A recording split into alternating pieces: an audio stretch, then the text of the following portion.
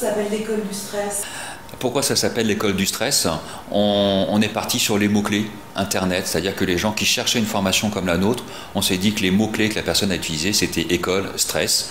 Et puis, faut appeler un chat un chat. Hein. On est spécialisé dans la gestion du stress. On a dit qu'on allait s'appeler l'école du stress. Alors, Biosapia, ça veut dire quoi?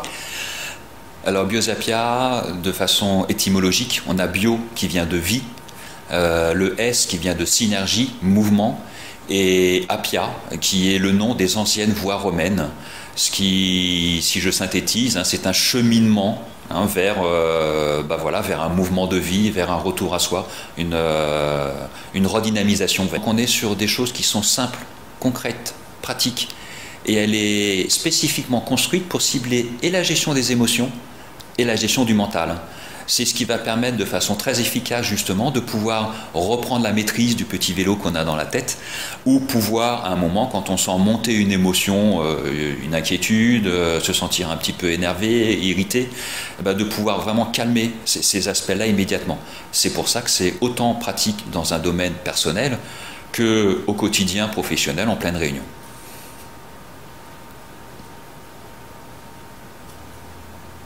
Quelle est la nécessité d'une école de stress?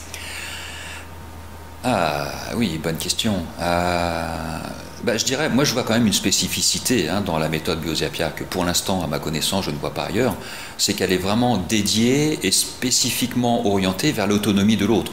C'est-à-dire que c'est pas seulement, le praticien ne va pas seulement relaxer la personne qui est en face, il va aussi apprendre à la personne qui est en face à se relaxer elle-même et à utiliser des outils dans son quotidien. Et ça, je trouve que c'est vraiment important, justement à l'époque qui est la nôtre. Si on va regarder quelques chiffres, l'Agence européenne de la santé et de la sécurité au travail, on nous dit qu'il y a un Français sur deux qui est stressé, qu'il y a dans le monde de l'entreprise une journée d'absence sur deux qui est spécifiquement rattachée aux conséquences du stress. Et puis, pour être positif, les statistiques, les études démontrent maintenant qu'une entreprise qui investit 1 euro dans la gestion du stress récupère en retour sur son investissement 2,19 € ou 2,20 € selon qu'on fait une étude sur l'international ou spécifiquement sur la France.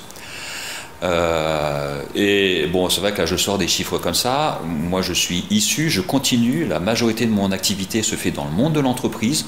J'interviens pour accompagner soit des gouvernances, soit des managers, soit des collaborateurs. Et la méthode Biosapia qui existe depuis 1974, eh bien l'école du stress, c'est la 3e génération d'école qui a pour objectif de mettre à la disposition de tous, autant des individus que des entreprises et des organismes, les avantages de cette méthode dans l'autonomie et la gestion au quotidien du stress. Est-ce que vous pouvez nous dire la différence entre la sophrologie et la relaxation? La différence entre la sophrologie et la relaxation Biosapia. Oui, bien sûr, je peux le faire. Alors, évidemment, ça va être sous réserve d'un discours d'un vrai sophrologue, puisque là, évidemment, moi, je n'ai pas fait cette formation. Mais de ce que je peux en dire maintenant, on a dans la Biosapia un objectif d'autonomie, c'est-à-dire qu'on va transmettre les outils. Outre le fait de relaxer l'autre, comme ça se fait en sophrologie, on va vraiment avoir un objectif de rendre l'autre autonome. Nos techniques sont variées. On va y avoir la détente, il va y avoir le travail respiratoire, mais il y a aussi systématiquement dans chaque séance un travail sur du postural. On a systématiquement dans chaque séance un travail sur les sensations. Donc ça donne un éventail d'outils et pour le praticien, le professionnel, et pour la personne qui vient se relaxer et puis chercher des outils au jour le jour. L'éventail est beaucoup plus grand. On est structuré dans l'accompagnement sur vraiment quelque chose qui va durer 2 mois.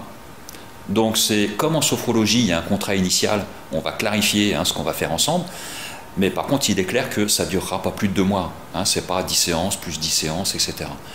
En même temps, par rapport à la sophrologie, on a des objectifs plus humbles, c'est-à-dire que la sophrologie va vraiment être certainement plus poussée pour répondre à des demandes plus importantes. Nous on est centré vraiment sur le quotidien, la gestion du stress.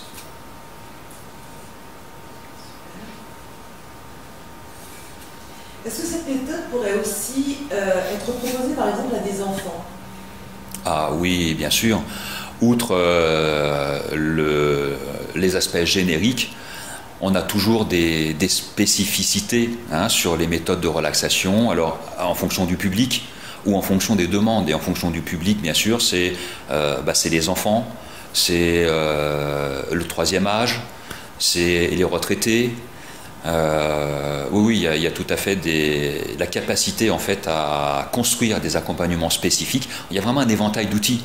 Donc après, en fonction du public et de la demande, le praticien va pouvoir choisir ce qui convient. On parle de stress anticipatoire. Est-ce qu'on peut parler par exemple de relaxation ou d'une méthode préventive?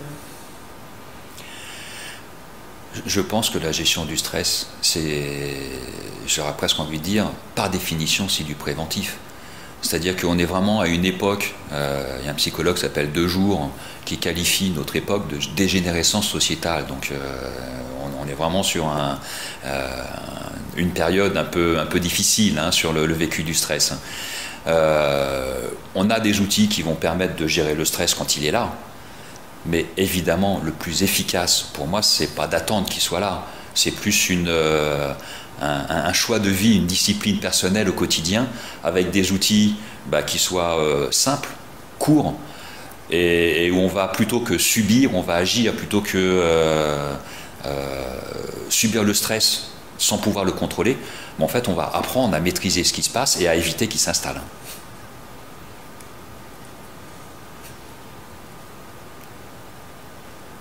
Donc vous voulez dire qu'avec les outils que vous pouvez proposer dans cette école, en tant que stressé ou en tant que personne qui subit un stress, je vais pouvoir vraiment gérer ça toute seule, être autonome, utiliser les outils facilement, m'en rappeler et je vais pouvoir gérer ça toute seule.